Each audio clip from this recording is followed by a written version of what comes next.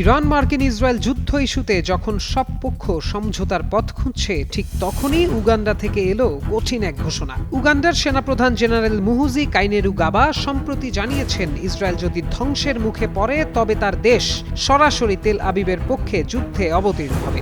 সামাজিক যোগাযোগ মাধ্যম এক্সে দেয়া এক ধারাবাহিক বার্তায় উগান্ডার সেনাপ্রধান ইসরায়েলের পক্ষে এ সমর্থন জানিয়েছেন।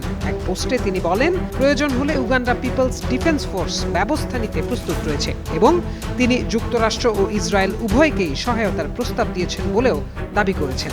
আরেক পোস্টে জেনারেল মুহুজি লিখেছেন, উগান্ডা চায় মধ্যপ্রাচ্যের চলমান যুদ্ধ দ্রুত শেষ হোক। বিশ্ব এই সংঘাতে ক্লান্ত, তবে ইসরায়েলকে ধ্বংস বা পরাজিত করার মতো যে কোনো বার্তা উগান্ডাকে এই যুদ্ধে টেনে আনবে। উগান্ডার এই সামরিক কর্মকর্তা সরাসরি ইরানকে লক্ষ্য করে হুঁশিয়ারিও দিয়েছেন। তিনি বলেন, তেহরান যদি দেশটির ওপর ক্ষেপণাস্ত্র হামলার দুঃসাহস দেখায় তবে তারাও নিজস্ব ক্ষেপণাস্ত্র দিয়ে সমুচিত জবাব দেবে। 1976 সালের এনতেবে অভিযানের সময় যখন ইসরায়েলি বাহিনী উগান্ডার প্রধান বিমানবন্দর থেকে জিম্মিদের উদ্ধার করেছিল, তখন থেকেই সম্পর্ক ভালো হয় দেশ দুটির।